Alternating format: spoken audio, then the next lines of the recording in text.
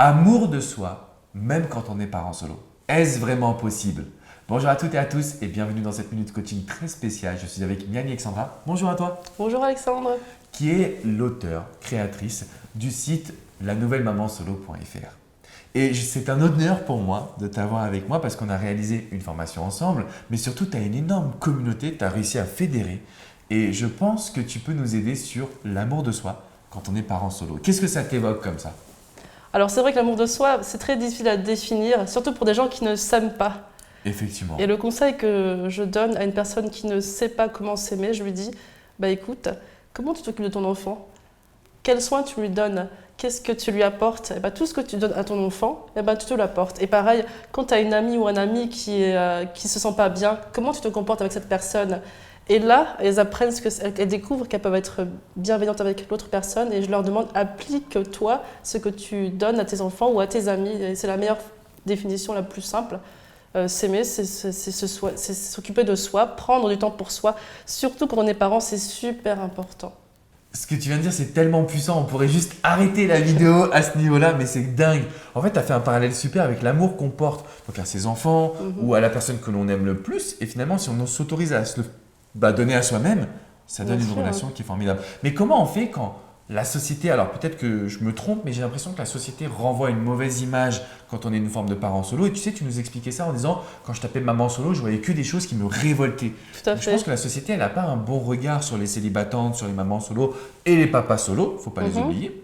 Comment on fait quand on a cette entre guillemets image de la société pour garder confiance en soi?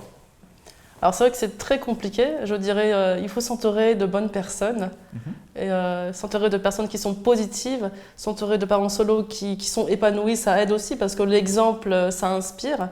Et puis fréquenter des personnes d'une manière générale qui t'apportent quelque chose de joyeux, d'intéressant. Voilà, c'est vraiment l'environnement, en fait, ça joue beaucoup sur la perception qu'on a de soi.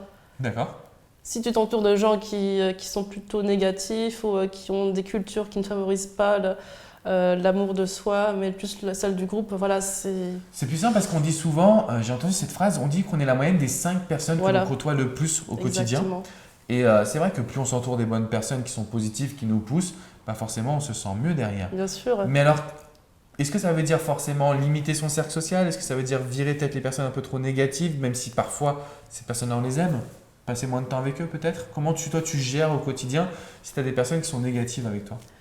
Bah, je vais plus privilégier de passer du temps, parce que mon temps est précieux, j'ai déjà pas beaucoup de temps, alors je vais plus passer du temps avec des personnes qui sont positives. La gestion du temps. Je vais éviter les personnes négatives, parce que voilà, ça ne m'apporte pas grand-chose. Surtout après une séparation, il faut vraiment éviter, mais après aussi on se blinde, mais voilà, au départ il faut vraiment être bien entouré de manière positive. D'accord. Alors, je sais que tu es coach pour accompagner les parents solos justement qui veulent, je pense, rebâtir leur confiance en soi et puis par la suite qui veulent s'ouvrir aussi à l'amour. Quels sont les types de profils, par exemple, que tu arrives à accompagner? Et surtout, est-ce que tu as peut-être une anecdote coaching ou un exercice ou un conseil, un peu comme tu nous as donné, de nous aimer tel qu'on aime nos enfants? Qu'est-ce que tu pourrais transmettre justement comme conseil là-dessus? Par rapport à un parent solo, déjà par rapport au type de profil que j'accompagne, alors j'avoue que la raison pour laquelle on m'appelle beaucoup, c'est l'infidélité. Il y a beaucoup de couples qui se séparent parce qu'il y a la découverte d'une tromperie de l'un ou de l'autre. Ça, c'est vraiment l'une des causes majeures. Je suis d'accord avec toi, effectivement. Ouais. Et il y a aussi la peur aussi qui revient très souvent chez les parents célibataires, les mamans, c'est la peur de ne pas retrouver l'amour avec des enfants. Ça, c'est vraiment important. Ouais, j'ai mes enfants qui me bloquent. Voilà. Est-ce qu'un homme pourra m'accepter avec mes enfants? Tout à fait. Et puis, il y a le côté aussi sortir. C'est difficile de sortir quand on a les enfants avec soi en permanence, parce qu'on n'a pas forcément les moyens d'avoir un babysitter. Et puis, on est aussi fatigué, il faut le dire, surtout quand on travaille. Enchaîner après le soir avec une rencontre galante, dans la légèreté, l'énergie, c'est compliqué. C'est vrai que ça demande beaucoup d'efforts, effectivement. Voilà. Alors après, les exercices que je propose, ça dépend vraiment des situations. C'est ça, c'est vrai que c'est compliqué en fait d'avoir un cas spécifique. Voilà, c'est ça. Je peux donner un exemple par rapport à une situation précise. Comment se libérer d'une personne? Parce que souvent, après une rupture, on peut encore être attaché à l'autre et on ne sait pas trop comment s'en libérer. Et moi, je conseille vraiment de faire un bilan positif, négatif, prendre une feuille blanche, lister tous les points positifs pour se rappeler qu'il y a des choses positives qui sont produites, notamment des enfants.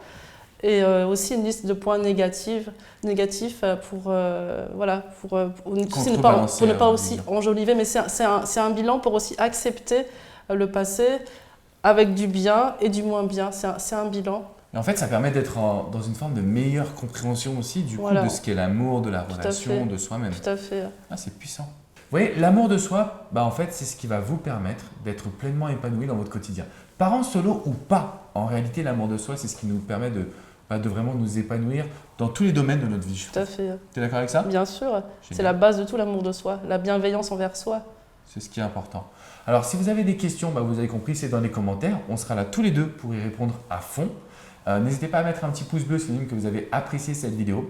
Et puis dans la description, je vous ai mis le lien vers une vidéo privée puisqu'on a créé ensemble une formation qui est très puissante pour vous aider à vous détacher de tous vos soucis et à être des parents solo heureux et épanouis. Merci beaucoup Miani pour cette vidéo ensemble. Vraiment, ça me touche que tu prennes du temps pour monter sur Paris. Mais avec plaisir. À bientôt les amis. Ciao. Ciao.